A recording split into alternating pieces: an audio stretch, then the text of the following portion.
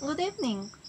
Today I would like to review the factors which have influence over the particular experience that you may expect during a given ceremony. I mean, for those of you who wonder also what will happen during my next ceremony. And I would like to remind you that this video is part of a playlist called Ayahuasca Basics, and I would recommend that you listen to all the videos in this playlist so that uh, it will all make sense. It's on my YouTube video channel called Ever Hungry's Cat Gang, named after my cat gang apparently. Okay, so the first and most important factor is your conscious belief system. I mean, your beliefs, they determine everything. They determine what will happen to you with in your life, um, the circumstances that you will be placed in as if without any choice.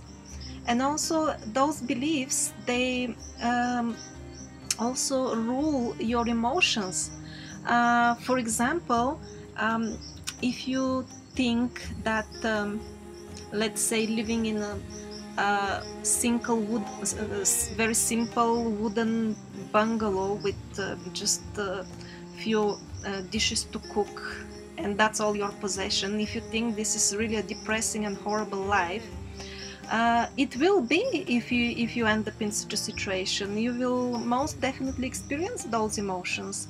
But here in Peru, actually there are millions of people who will be extremely happy and will consider themselves rich if they own a bungalow and cooking utensils.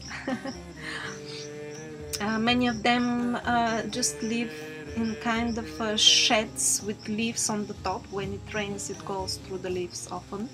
And to have a proper bungalow is really, I mean, is being rich. And their belief is that to have these few simple things is great success in life. And if they end up in such a situation, they will experience a very different emotions from the persons, from the people who believe that this is a miserable existence. And for those of you who are familiar a bit with yoga philosophy, in yoga language this is called karmakshaya.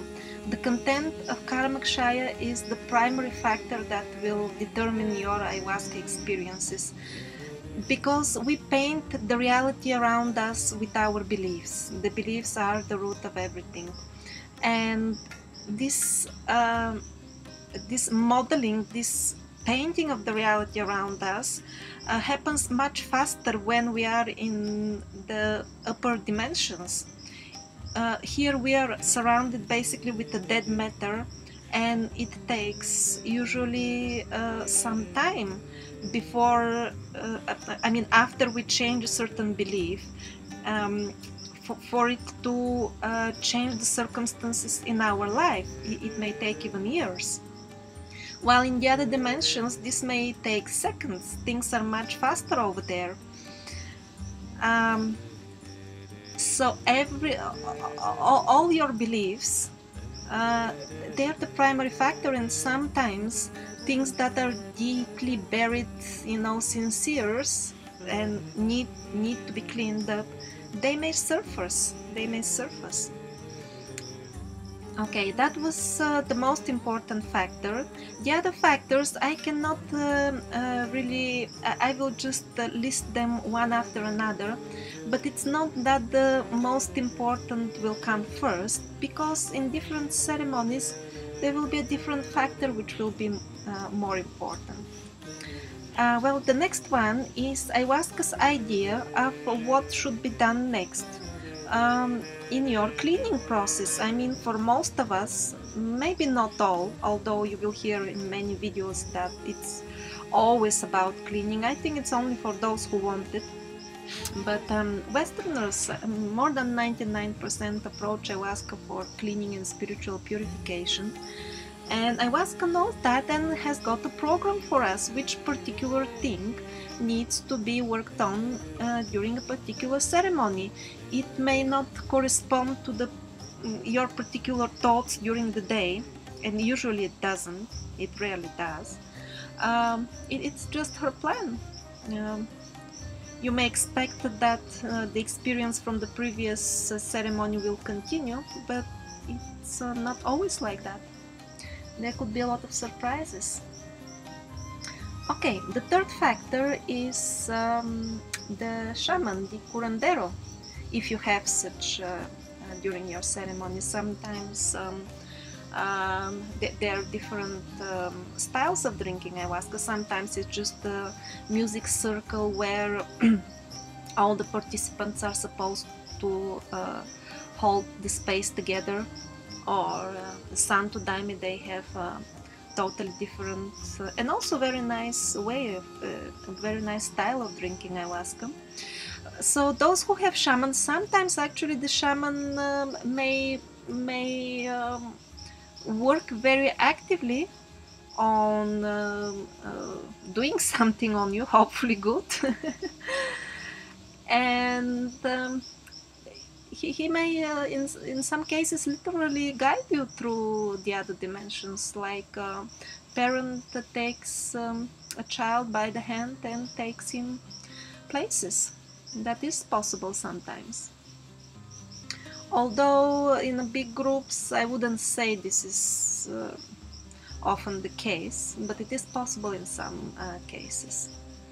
Okay, factor number 4, the brew you are drinking and the dosage you are taking. This will have tangible effect only if the brew is extremely good or extremely weak, or if the dosage is too much or too little. If it is all kind of regular, then this wouldn't be like an important factor. Factor number 5, the people that are drinking with you. This sometimes can be even the most important thing, because energies jump very often from person to person. And for example, if you are drinking with a group of very spiritually pure people, you may kind of be carried by their strong wavelengths of purity and angelic energies, and you may have a really fantastic experience. Or if it is with people who have lots of blockages and all their negative energy bursts out, it could be like a volcano of dirty ash on you. That's also possible. It's not always that the energies of the others will affect you, but sometimes they will. Okay, factor number 6 is your health. If you have chronic health problems, ayahuasca may or may not decide to work on them during a given particular ceremony. I mean, I have no way to tell. But I have noticed that if you have an acute problem, for example, some sort of infection or something like that, it seems that if it is serious, it seems that the ceremony is almost sure to be focused on that problem, or at least part of it. Factor number 7, where do you drink ayahuasca? The surrounding vibration. Are you in a holy place, or are you in a modern polluted city?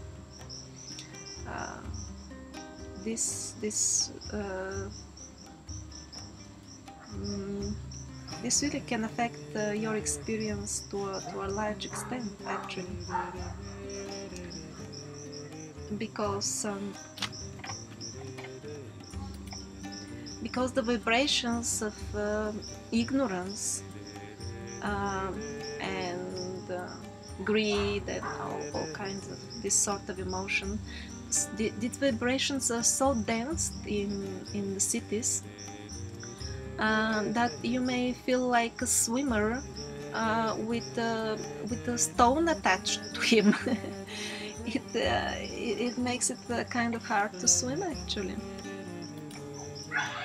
Okay, factor number 8, food and drugs. Food could be a factor for some people only, those who are not on a healthy diet, like for example the majority of the population of the United States. Almost everything that they eat is either processed or refined or pasteurized or ready-made or pre-cooked or microwaved, etc., etc., and is quite dead, devoid of almost any nutrition, and only clogs the system. And this is valid both in long term and also on a like short-term basis. What did you eat during the day? What did you eat? Or for some people, a factor can be if their stomach is full when they drink ayahuasca. I do not recommend that to beginners. I mean, those who have drunk ayahuasca a few hundred times, they already know how much, when and how much they can eat before drinking ayahuasca. But for beginners, I would definitely recommend fasting and going without lunch on the day of ceremony. Especially for those who have slow digestion. I mean, people with very strong digestion can take an early lunch. Drugs. Well, some people already have drug experience in their life, and sometimes it makes it easier for them to cross the barrier to the next dimension, but in some cases it actually prevents them. I mean, I really have no way to tell beforehand. Will it be of help for them, or it will be detrimental? But I know some people who have had many ceremonies and did not have any visions, and the reason was that they were on drugs. Their system was like full of drugs. One shaman told me, I saw the spirit of this particular person, and his soul like was covered with smoke, with marijuana smoke. Even his soul. That's why he cannot see around cannot see anything around. I mean, in the other dimension, he is in the other dimension, but there is nothing there because there is only smoke around him. And the last factor, number 9, are the additional plants, the add-on plants, and the plants who sometimes are cooked together with ayahuasca and chacruna, or taken, let's say, half an hour or 1 hour after drinking ayahuasca. In some cases, they may have a great effect on your ceremony experience. But again, in general, I do not recommend taking add-on plants or additional plants with ayahuasca, because one needs to know what he is doing, and very few Western people have deep enough knowledge of this subject. Well, this much about the factors that can influence your ceremony, and I feel compelled to share why am I doing this playlist, although I'm not a native English speaker, and as you can hear, I'm struggling with English, struggling to put my thoughts into a decent English form. But still, I decided to do it because I feel a lack of systematic presentation of information about ayahuasca. There are many articles, but they give really just the very basics, that it's for spiritual purification, it's something that should be taken responsibly and things like that. But how about going a bit more in depth about what is actually ayahuasca, how does it cure, and all that? I myself could not find any video with such information. There are hundreds of videos with ayahuasca testimonials, and over there definitely people share very interesting and very profound ideas. But mostly it's about their personal experience and their visions, and it's not systematic information that will help you to get clear about the full picture. This is why I decided to do this playlist about the ayahuasca basics, and I would like to share with you the ideas about the future videos that I want to add to this playlist. They may change. For now they are just an ideas. The first one is what is ayahuasca dieta, and dieting with ayahuasca. Another one, how does ayahuasca cure exactly? How does she do it? The next video could be how about ayahuasca and God, ayahuasca and religion? Is ayahuasca about spirituality? The next video could be about the long and short term effects of ayahuasca.